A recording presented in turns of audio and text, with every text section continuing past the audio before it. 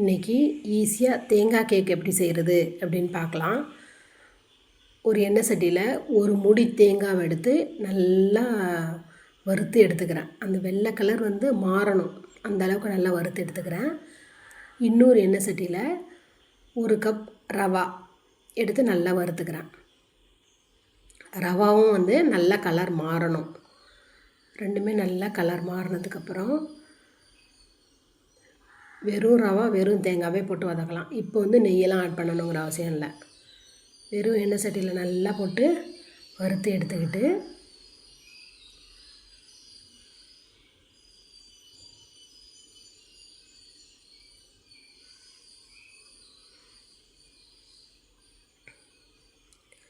ஈஸியாக சட்டுன்னு 2 நிமிஷத்துலேயே செஞ்சிடலாம். ரெண்டுத்தையும் நல்லா வறுத்து எடுத்துட்டேன். இப்போ மிக்சியில் ஒரு அடி அடிச்சுக்கலாம். ரவாவை நல்லா மாவாட்டம் அடிச்சிடுங்க. தேங்காவை ஒரு அடி அடிச்சிங்க. நல்லா நெய் ஒரு 4 ஸ்பூன் விட்டுங்க. அதில் இதை ரவா 1 கப்பு எடுத்தோமா, அப்போ 2 கப்பு ஜீனி போடணும். ஏன்னா தேங்காயும் இருக்குல்ல, அப்போ 2 கப்பு தாராளமாக ஃபுல்லாக 2 கப்பு ஜீனி போட்டு நல்லா அது உருகி வர மாதிரி பண்ணுங்கள். பண்ணிவிட்டு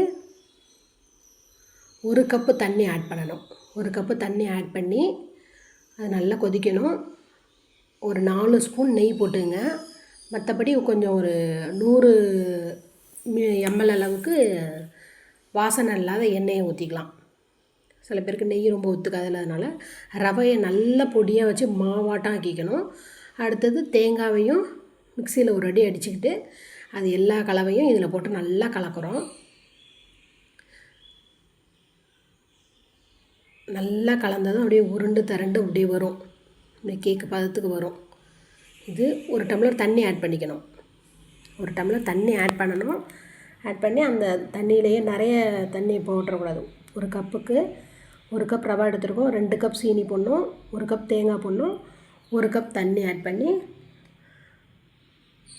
ஒரு 2 மினிட்ஸ்லேயே வெந்துடும். ஏன்னா ரவையெல்லாம் மாவாக தானே ஆட் பண்ணியிருக்கோம். அதனால் தண்ணி ஆட் பண்ணி ஒரு கொதி வந்ததுன்னா நல்லா வெந்துடும். அதுக்கப்புறம் வாசனை இல்லாத எண்ணெய் ஆட் பண்ணிங்க. இப்போ இது மாதிரி அப்படி கேக்கு பதத்துக்கு வந்துடுச்சு பாருங்கள். இதிலலாம் ஒட்டலை, எண்ணெய் சட்டிலலாம் ஒட்டலை. இப்போ 1 ஸ்பூனு நெய் ஆட் பண்ணுறேன்.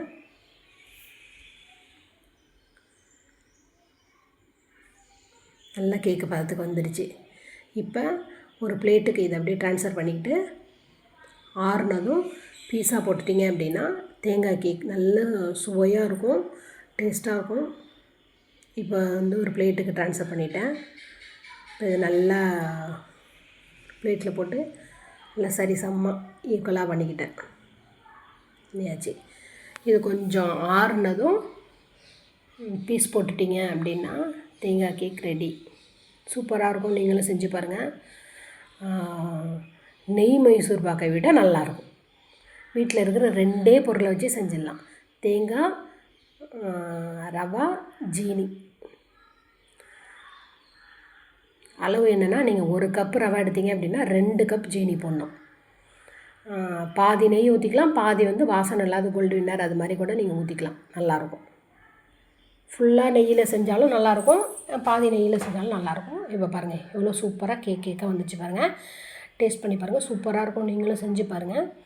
இந்த வீடியோ பிடிச்சிருந்தால் சப்ஸ்கிரைப் பண்ணுங்கள். தேங்க்யூ.